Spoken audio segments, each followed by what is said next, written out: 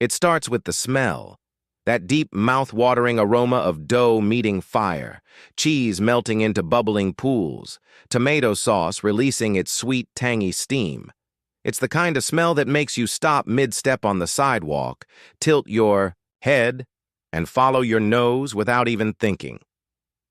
The sign above the door says, "Best Pizza in Town." It's not new. The paint is chipped, the letters a little faded from years in the sun, but inside, there's a warmth you can't fake. The walls are covered in framed photos of families, local soccer teams, even a picture of the owner standing proudly beside a wood-fired oven. His name, let's call him Marco, isn't printed anywhere, but everyone in the neighborhood knows him. He's the guy who'll sneak you an extra slice if you've had a bad day. The guy who keeps flour on his apron and stories on his tongue. What Marco doesn't know, what no one knows yet, is that one day, inside this cozy little pizzeria, he will sell the most expensive pizza in human history. Not one with diamonds on top or gold flakes or truffles flown in from Italy. No, just a regular pizza. Cheese, tomato, maybe a sprinkle of oregano, and it will cost $1 million.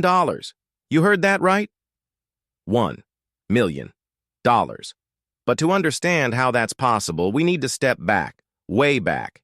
It's the early 1990s in a country where money still works the way it's supposed to. You hand over a bill, and in return, you get food, fuel, a haircut. Prices rise a little each year, just like anywhere else. People barely notice, but behind the scenes, the cracks are forming. The government is spending more than it earns. Factories are slowing. Imports cost more. At first, it's background noise, the kind of thing you hear about on the news and forget about by dinner. But inflation is like rust. It starts small, until one day, the whole structure gives way. Fast forward a few years, and prices aren't just going up. They're sprinting ahead of you. A loaf of bread costs more this week than last. A bag of sugar is more expensive in the afternoon than it was in the morning. People laugh about it at first. Better spend your paycheck fast, they say. Tomorrow, it'll be worth less. Then comes the point where it stops being funny. For Marco, the change hits hardest in his kitchen. The mozzarella supplier raises prices midweek. The man who delivers tomatoes warns him that next month's delivery will cost double. Even the cardboard pizza boxes, those plain brown ones, suddenly cost more than the cheese inside them.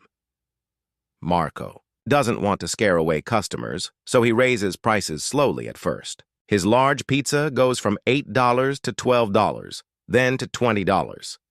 He rewrites the chalkboard outside, erasing one number and replacing it with another. But the cost of ingredients doesn't slow down. In fact, it's accelerating.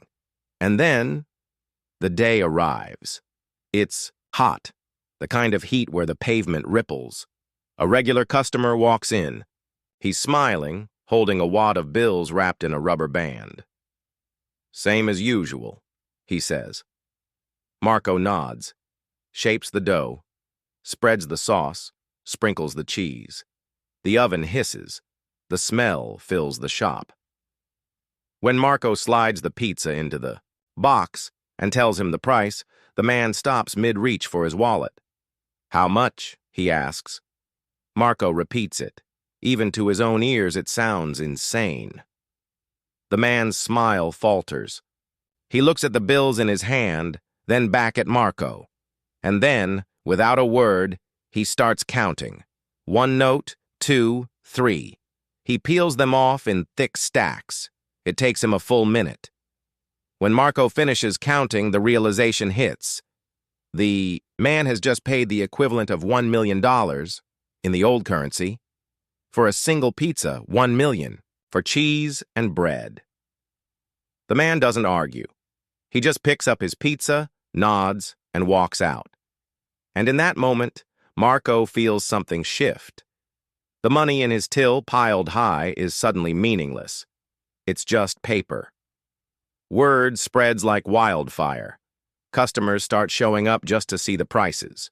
The local newspaper runs a headline, "The $1 Million Pizza." Some people think it's hilarious. Tourists snap photos of the chalkboard like it's a piece of modern art, but for the people living there, there's nothing funny about it. Because this wasn't just a pizza shop problem.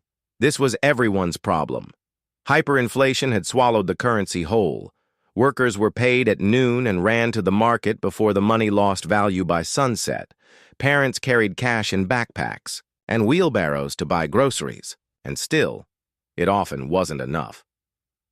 One customer told Marco he'd skipped lunch because the bus fare had doubled while he was at work. Another said she'd stopped going to restaurants entirely, not because she didn't want to, but because the moment she saw the price, she knew it would be higher by the time her food was ready.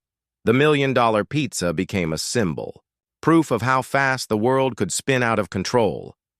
Months later, the government killed the currency, wiped the slate clean, introduced a new one.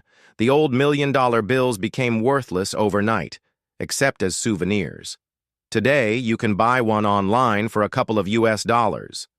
People frame them, laugh at them, pass them around at parties, but Marco keeps one in a little glass case behind the counter, right next to a faded receipt for that infamous pizza. And when people ask about it, he tells the story. Not to make them laugh, not to shock them, but to remind them, because the truth is, the $1 million pizza was never worth $1 million. It was worth something far more dangerous, a reminder that money is only as strong as the trust people have in it.